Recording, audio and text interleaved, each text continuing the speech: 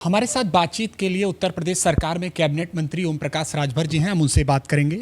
और मंत्री जी, बिहार में प्रधानमंत्री मोदी को मंच से लेकर दिए गए जो उनकी माता जी को लेकर अपशब्द कहे गए थे, उस मामले में राहुल गांधी और तेजस्वी यादव के खिलाफ केस दर्ज हो चुका है। क्या लगता है राजनीति में भाषा की एक मर्यादा होनी चाहिए? निश्चित मर्यादा होनी चाहिए। अब राजनीति में माँ बाप को गाली देना ये लोकतंत्र के लिए खतरा है। माँ बाप भगवान होते हैं। आप अगर भगवान को मानते हो तो असली भगवान वो धरातल पे हैं। तो ये चीज़ें गाली देना एक अच्छी बात नहीं है, ये लोकतंत्र के लिए खतरा है। हम इसकी निंदा करते हैं, ऐसा नहीं होना चाहिए। SIR हो या वोट चोरी का मामला हो, कांग्रेस का साफ कहना है कि अभी परमाणु बम फोड़ा है, आने वाले समय में हाइड्रोजन बम फोड़ेंगे। और कांग्रेस के अजय राय ने साफ कह दिया है कि इसका केंद्र वाराणसी हो सकता है। इसका क्या मतलब है? ओम प्रकाश राजभर भी तो बनारस के हैं। हम बनारस वाला है। हम लोग भी यहाँ इलेक्ट्रॉन, न्यूट्रॉन और प्रोटॉन बना के तैयार हैं, तीनों मिला के परमाणु बम। तो कौन है इलेक्ट्रॉन, प्रोटॉन, न्यूट्रॉन की भूमिका में? ओम प्रकाश राजभर, डॉक्टर संजय निषाद, अनुप्रिया पटेल जी। टिकी कहा कोई बनारस में है हिम्मत? अभी भाजपा बाकी है, अभी तिनिये का काम बताओ थे। अभी तो हम खाली परमाणु बम वाला बताते, अभी ओकरे संगे सटाई जब ना। ये तीनों समीकरण कुछ और भी इशारा कर रहा है। आप नहीं, ये समीकरण जैसे उनके वो हाइड्रोजन बम बना रहे हैं तो इधर परमाणु बम बन रहा है। चापेंगे तो सब सही हो जाएंगे। 2027 चुनाव को लेकर अभी वक्त है, लेकिन अटकलें तेज है। कहा यह जा रहा है कि अंसारी परिवार से अफजाल अंसारी की बेटी आपकी सीट जहूराबाद से चुनाव लड़ सकती हैं, इसके संकेत मिले। क्या कहेंगे आप मानते हैं कि चुनौती है? कोई चुनौती नहीं है, लोकतंत्र है, सबको आज़ादी है लड़ने का। अभी तो पता लगा था कि शिवपाल यादव जी लड़ने आ रहे हैं, तो अभी उनका नाम इसके पहले पता लगा था कि उमाशंकर कुशवाहा लड़ने आ रहे हैं।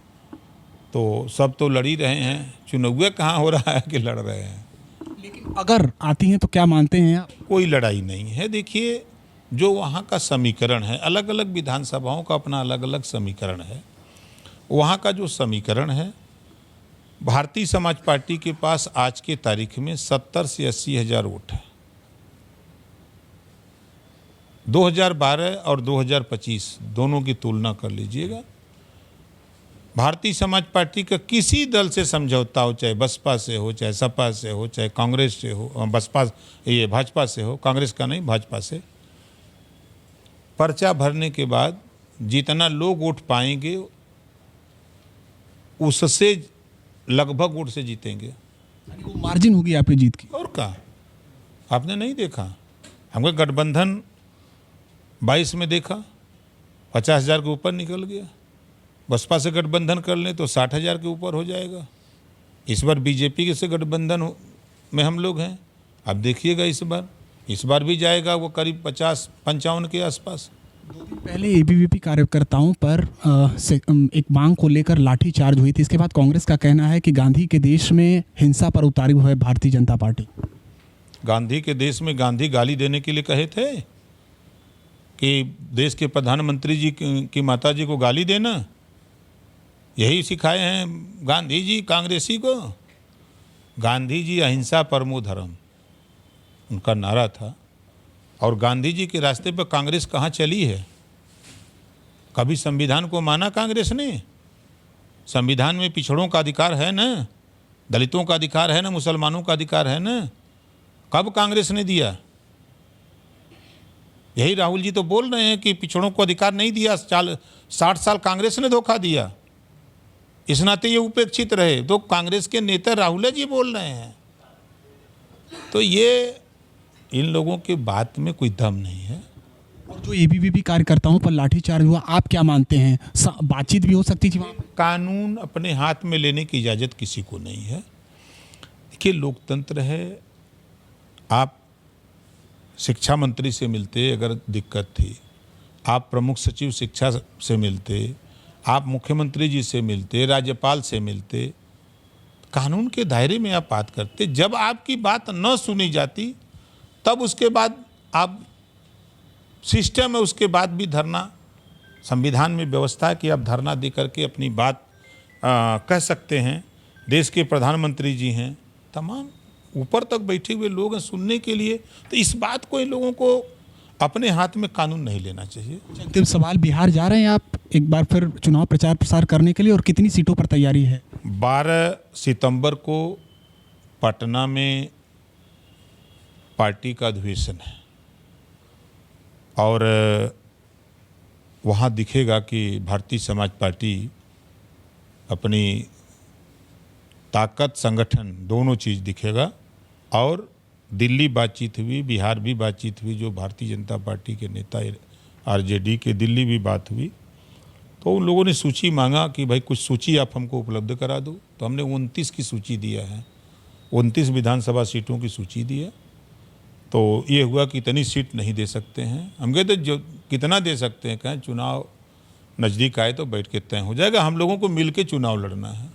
बिहार के बाद उत्तर प्रदेश पंचायत चुनाव की बारी है और आप महीनों से लगे हुए हैं। अभी आप इलेक्ट्रॉन, प्रोटॉन, न्यूट्रॉन की बात कर रहे थे। क्या एक नया समीकरण पंचायत चुनाव में भी देखने को मिल सकता है? अनुप्रिया पटेल, ओम प्रकाश राजभर, डॉक्टर संजय निषाद? मिल सकता है, संभव है। राजनीति में सब संभव है।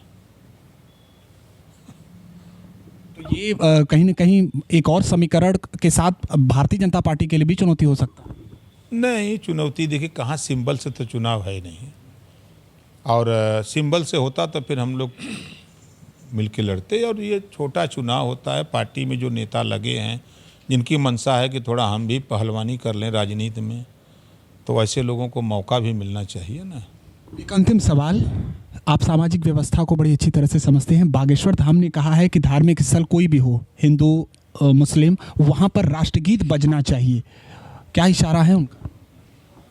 नहीं भाई, पहली राष्ट्रीयता कि हम भारतीय हैं, राष्ट्र पहले, उसके बाद सारी चीज़ें।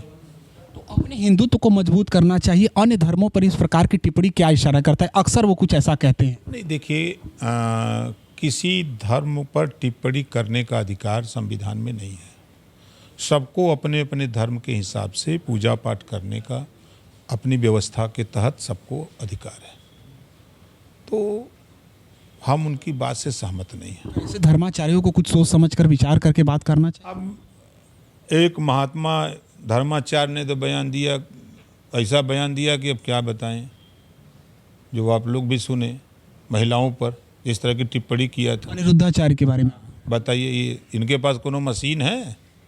ये मशीन रखे हैं, नापते हैं का रोज जो है? एक के बाद एक उन्होंने बयान दिया। ये सब फालतू बयानबाजी करते रहते हैं साहब। तमाम विषयों पर बेबाकी से बातचीत की है उत्तर प्रदेश सरकार में कैबिनेट मंत्री ओम प्रकाश राजभर ने। एबीपी न्यूज के लिए वाराणसी से निशांत चतुर्वेदी।